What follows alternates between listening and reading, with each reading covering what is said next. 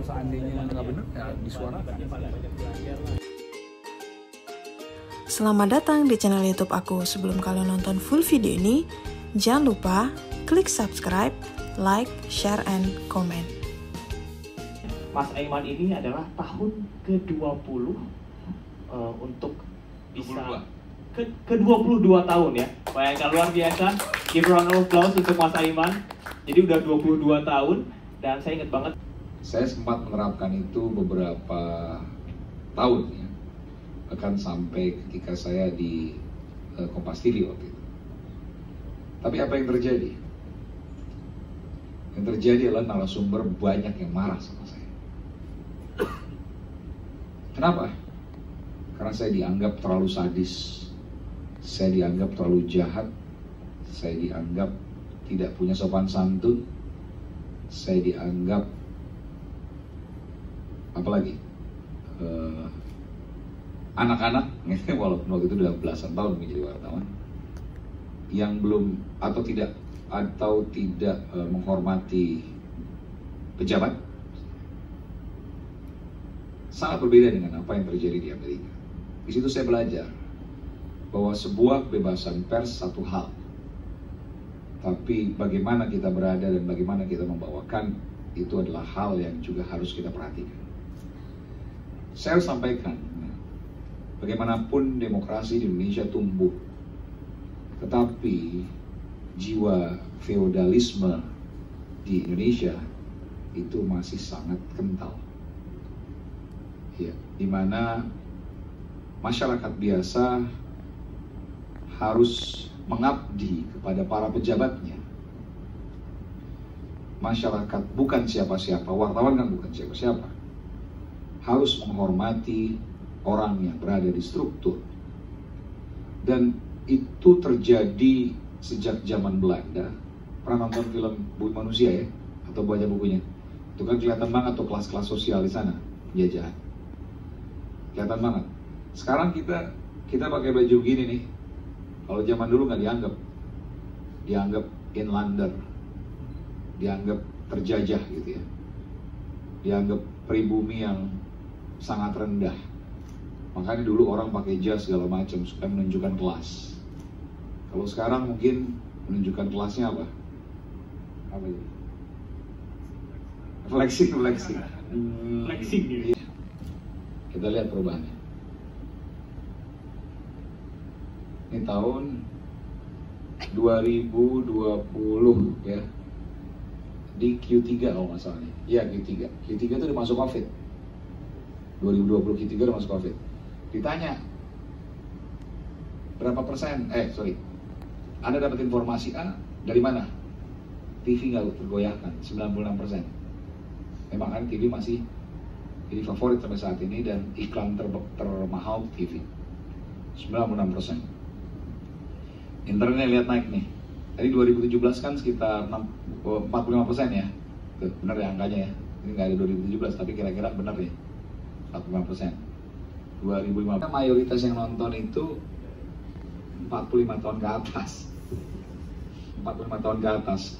Dan 45 tahun ke atas secara permodalan gimana? They are majority of the people which have the age of 45 and above.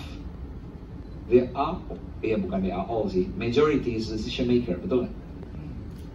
Decision maker. Jadi pengiklannya senang. Oleh karena itu, ketika misalnya ada pertanyaan, dari mana Anda dapat informasi? Ya pasti mayoritas akan bilang seperti itu. Tapi kalau dilihat secara statistik, ini statistik ya. Ini pemirsa TV ini bukan Indonesia. Ini lihat. Yang paling banyak tuh lulusan SMA, 37%. Yang kedua apa? Lulusan SD. Yang ketiga apa? Tahu tadi pertanyaan saya tadi. Orang gimana sih ngelihat hoax atau enggak? Siapa di sini yang ngecek hoax ngelihat dari media mainstream? Media arus utama, ya kan? Ngeceknya kemana kalau bukan media arus utama? Belum tentu misalnya institusi yang bersangkutan, misalnya pemerintah mengeluarkan itu, pasti yang pertama kali apa? Lihat nih, Okezone apa, Sindo News apa, iNews apa, Kompas apa, Detik apa gitu ya, apalagi ya lain-lain lah. Apa nih isinya nih? Kumparan apa? Udah keluar kok di Kumparan, berarti benar. Iya. Udah keluar kok di iNews ID, berarti benar. Tapi kalau cuma di medsos doang, nggak bisa.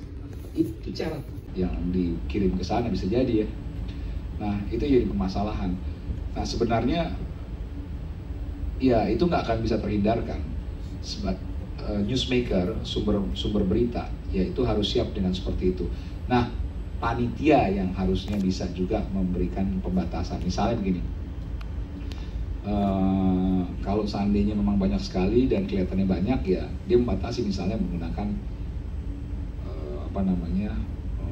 garis pembatas dan lain sebagainya. Itu sih teknis ya. Tapi bahwa wartawan ingin mendapatkan sesuatu yang berbeda, itu memang tugas dia. Wartawan itu bertanya sebagai bagian dari agent dia. Apa yang harus dilakukan? Exchange ideas, pertukaran ide. Dia sudah punya mindset, dia sudah punya keyakinan, dia sudah punya data dari hasil riset. Itu yang dia sampaikan kepada narasumber atau lawan bicara atau siapapun itu. Itu yang dia lakukan. Nah, kalau seandainya hanya sekedar question and answers, maka tidak akan ada nilai tambah dari hasil pemberitaan itu. Tapi ketika exchange ideas, itu akan memunculkan sebuah diskusi yang menarik, yang enak ditonton dan perlu. Gitu. Oke? Jadi kunci satu mas, riset. You go run and never stop. Jadi bukannya lu jalan terus, enggak, lu lari dan jangan berhenti. Jadi tetap jalan, keep on going. Itulah tugas jurnalis, terus menyuarakan, terus berjuang. Oke, berarti closing statementnya terus menyuarakan, terus berjuang.